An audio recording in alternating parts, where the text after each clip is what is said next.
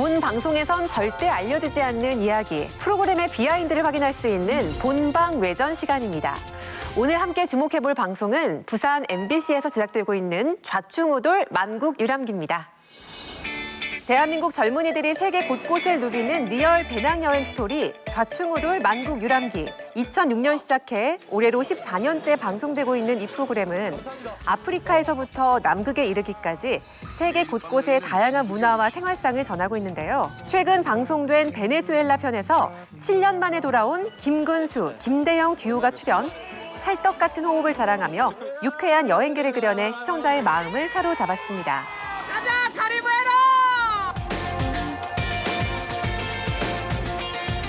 다시 불러주시는 MBC 관계자 여러분 감사합니다.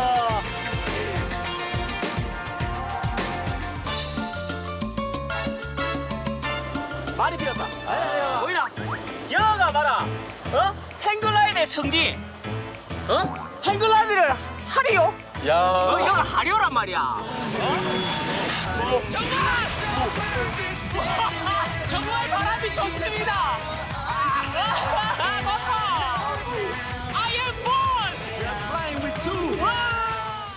네, 오늘 본 방송에서 못다한 이야기 들려주시기 위해서 부산 MBC의 최충현 PD가 대표로 자리했습니다. 어서 오세요. 네, 안녕하세요. 반갑습니다. 네. 정말 무려 14년간 사랑받아온 장수 프로그램인 만큼 많은 나라를 다니셨을 것 같은데요. 그동안 좌충우돌 만국 유람기에서 몇 개국이나 소개가 됐나요?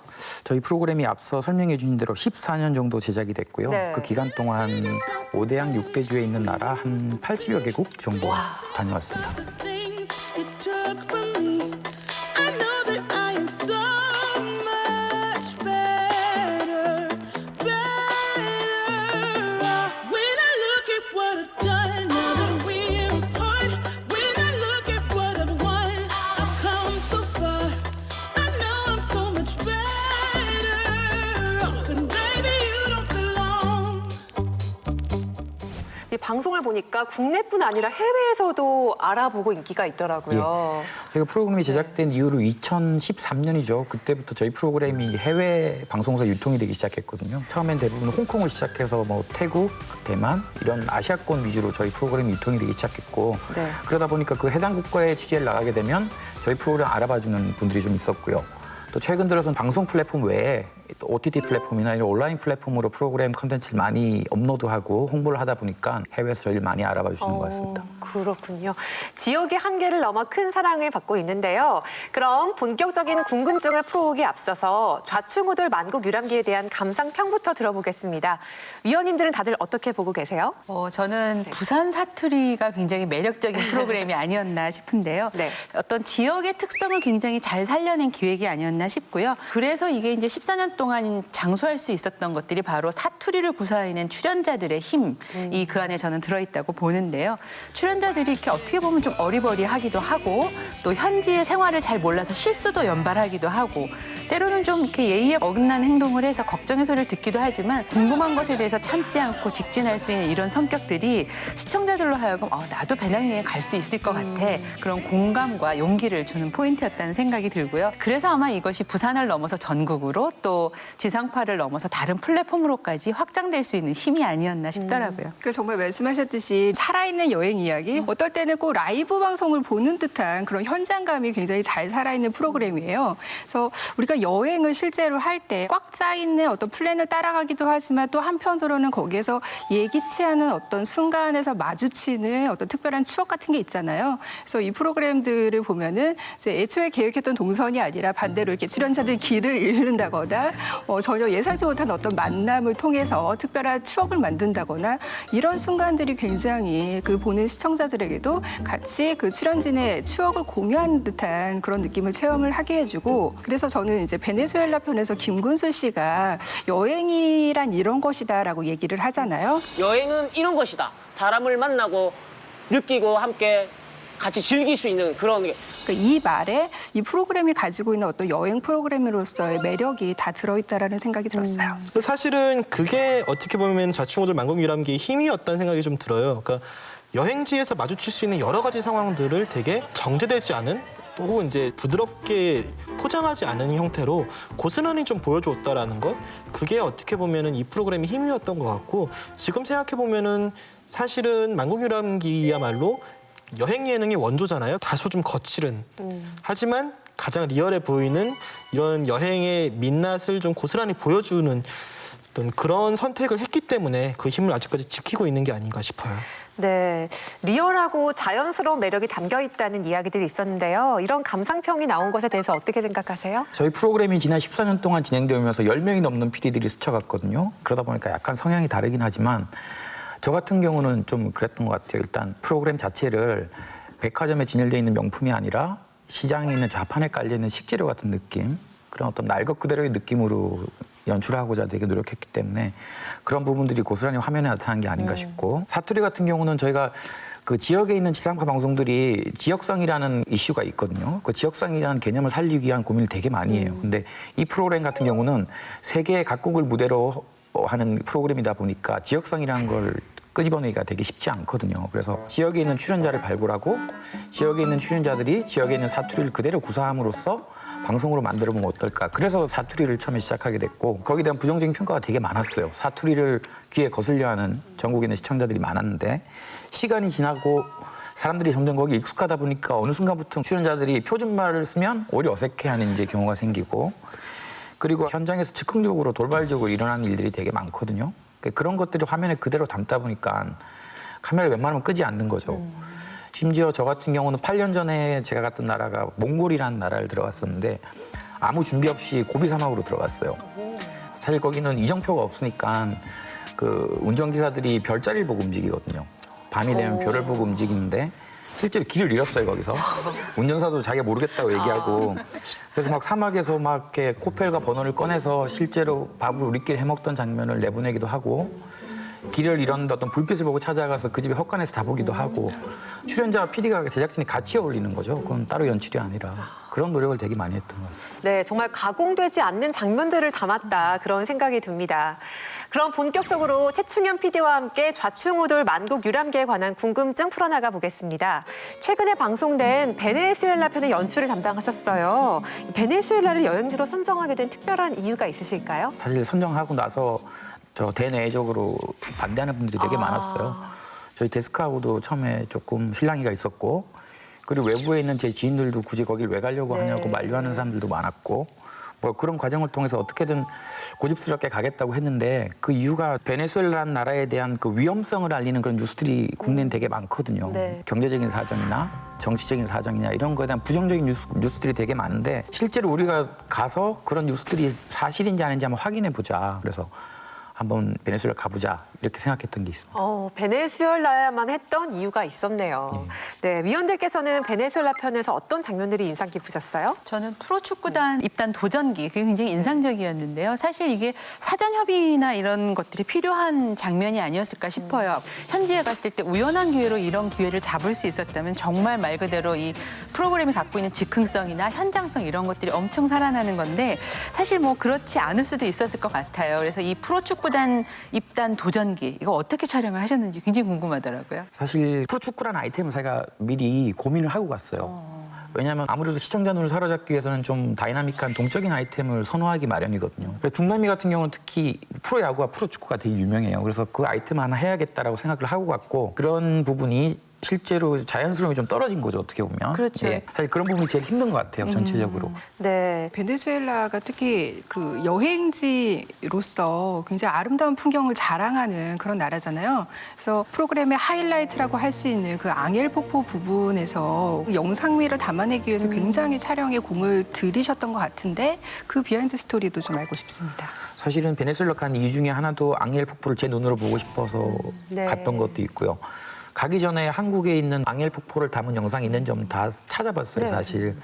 근데 예전에 다른 프로그램에서 찍었던 장면들이 있었는데 그 장면들은 대부분 멀리서 찍었다든지 아니면 드론샷이나 항공샷이 없는 그런 평면적인 촬영들이었어요. 그래서 제가 꼭 가게 되면 앙헬 폭포를 드론샷으로 한번 찍어보고 싶다는 욕심이 있었고 그래서 막상 드론을 띄웠는데 그 폭포의 높이가 1km예요. 한 990m 정도, 1km 높이인데 드론이 끝까지 못 올라가요.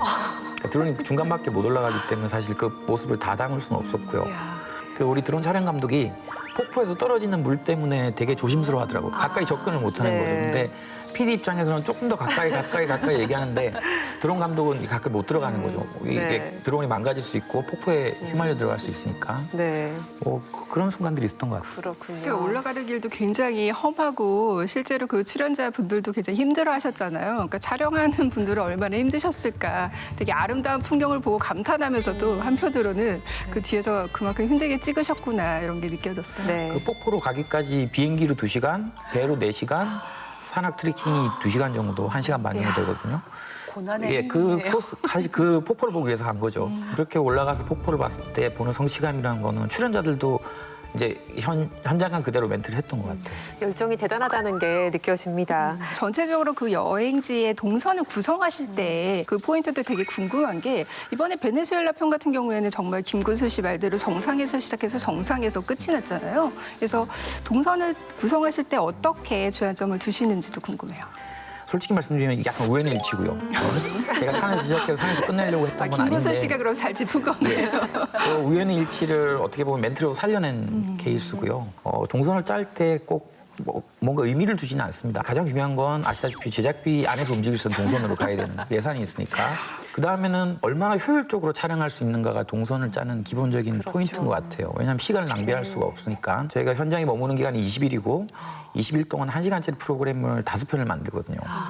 그러면 한 3일에 한 편을 만들어낸다는 압박감이 있으니까 허투루 동선을 짤 수가 없죠. 가장 효과적이고 촬영 아이템을 많이 구할 수 있는 그런 동선을 배치하는 것 같아요. 네, 이렇게 참 재밌고 눈에 띄는 장면들도 많았던 반면에 또 아쉬웠던 부분도 있었을 것 같아요. 한번 이야기 나눠볼까요? 이런 여행 프로그램을 볼 때 시청자들이 신경 쓰기 시작한 것이 얼마나 그 여행지를 훼손하지 않고 어떤 것을 착취하지 않고 그대로 담아낼 것이냐 그런 점들을 되게 많이 신경 쓰는데 최근에 여행지에서 뭐 조랑말을 탄다든지 뭐 마차 투어를 한다든지 이런 거를 볼 때 혹시 저 동물들이 좀 약간 학대당하는 그런 장면은 아닐까 이렇게 좀 걱정이 되더라고요. 그래서 그 여행지의 어떤 뭐 필수적인 코스를 담아내는 것도 중요하지만 우리가 최근에 그 공론화하고 있는 그런 이슈들과 충돌하지 않도록 주의할 점도 있지 않나 그런 생각이 들었거든요. 지금 말씀하신 것처럼 PD는 현장에서 재미를 쫓다 보면 사실 놓치는 경우가 많거든요. 그런 부분들을. 현장에서 모르고 있다가 촬영분을 갖고 들어와서 편집실에 앉았을 때 내가 이걸 왜 생각 못했을까 하는 경우가 되게 많은데 아마 동물권도 마찬가지인 것 같고 사실 요즘 여행 같은 경우 공정여행이 되게 화두로 떠오르고 있잖아요. 얼마 전부터. 그런 부분에 대한 고민도 앞으로 좀 하려고 노력하겠습니다. 네. 아마 저도 이제 김선영 의원하고 비슷한 이제 맥락인 것 같은데 베네수엘라 편 보면서 그 베네수엘라에 미녀가 많다라는 쪽이 접근에서 굉장히 큰 부분을 차지했던 것 같은데 미인 대회가 되게 많은 이유가 그거 외에는 여성이 사회에 진출할 수 있는 길이 많이 차단되어 있기 때문에 좀 그런 쪽으로 전 국민의 관심사가 쏠려 있다라고 저는 들었거든요. 그 관련해서 또 현지 이제 인권단체들에서도 지적하는 부분들이 좀 있어서 좀 그런 거를 접근을 할 때 조금 더 다양한 관점에서 신중하게 접근을 하는 것도 필요하지 않을까라는 아쉬움을 저도 좀 느꼈거든요. 실제로 제가 미스 베네수엘라 촬영하기 위해서 그 미스 베네수엘라 사관학교를 촬영을 갔어요. 갔는데 때마침 그 친구들이 다 행사에 나가느라고 그날은 아무도 없었어요. 그래서 그 실체를 되게 보여주고 싶었는데 못 담고 왔던 경우도 있는데 저희 프로그램은 여행하는 사람들이 전문가가 아니고 일반인 시각으로 접근하고 있기 때문에 일반 시청자들의 공감을 좀 더 얻어내고자 했던 노력이었던 것 같습니다. 네, 솔직한 답변이 아니었나라는 생각도 들고요. 네, 이번에는 출연자에 대한 이야기를 나눠볼게요. 좌충우돌 만국 유람기는 지금까지 다양한 매력을 가진 출연자들이 생생한 여행기를 전하며 많은 사랑을 받았는데요. 일반인 출연자들은 어떤 기준으로 선정이 되는 건가요? 저희 프로그램이 14년 동안 지나온 출연자가 총 26명의 출연자예요. 그중에서 21명이 일반인 출연자였고 5명은 개그맨이나 뭐 이런 연예인 출연자를 한번 같이 해본 적도 있었는데 네. 그 일반인 출연자의 구성은 되게 다양했어요. 연극을 전공했던 연극 배우도 있었고 또는 여행 관련된 파워블로거도 있었고 여행 유튜버도 같이 했던 적이 있고 네. 또 그 아이템에 따라서는 서퍼를 데리고 갔던 적도 있고 다양한 일반인들을 섭외하고 같이 촬영을 했었는데 일단은 저희는 셀럽은 무조건 피한다. 유명하지 않은 사람. 오히려 유명하지 않은 사람을 여기서 유명하게 만들어주고자 하는 욕심이 있었고요. 그럼에도 불구하고 약간의 재능과 끼는 있어야 된다. 네. 그래서 저희 나름대로 오디션도 진행했었고요. 뭐 그런 저희 나름대로의 기준을 갖고 일반인들을 선정했던 것 같습니다. 네. 근데 이렇게 출연진들이 다양해지니까 그 보는 재미는 훨씬 더 증폭될 수 있었던 것 같고요. 특히 이제 그 혼성 커플 같은 경우에는 약간 이제 남녀가 같이 가면 불편할 텐데라고 하는 생각이 있었는데 남사친 여사친으로서 아주 재미있는 그 조합이기도 했던 것 같아요. 새로운 시도나 새로운 조합도 굉장히 좋지만 또 이 프로그램을 오래 즐겨봤던 사람들 입장에서는 마스코트, 상징과도 같은 최고의 조합이 또 김건수, 김대영 듀오였잖아요. 베네수엘라 편에 다시 돌아온다라는 거를 소식을 듣고 시청자들이 어떤 댓글을 남겼는지 잠깐 이렇게 모아봤는데요. 네. 근수님, 대영님 학창 시절에 처음 뵀는데 만국 유람기의 상징인 두 분이 다시 나온다니 너무 신기하고 반가웠어요. 근수님 넉살에 대영님 센스까지 다시 볼 수 있게 되어 너무 행복해요. 7년 만에 복귀라 잘할 수 있을까 걱정하는 두 분 모습에 짠하기도 했네요. 여전히 재밌으니 너무 걱정 마시길. 이렇게 7년 만에 돌아온 듀오를 향해서 굉장히 뜨거운 환영의 인사를 보내는 반응들을 확인할 수 있었거든요. 이 두 분을 다시 이제 섭외를 하게 된 과정에 대해서 좀 궁금합니다.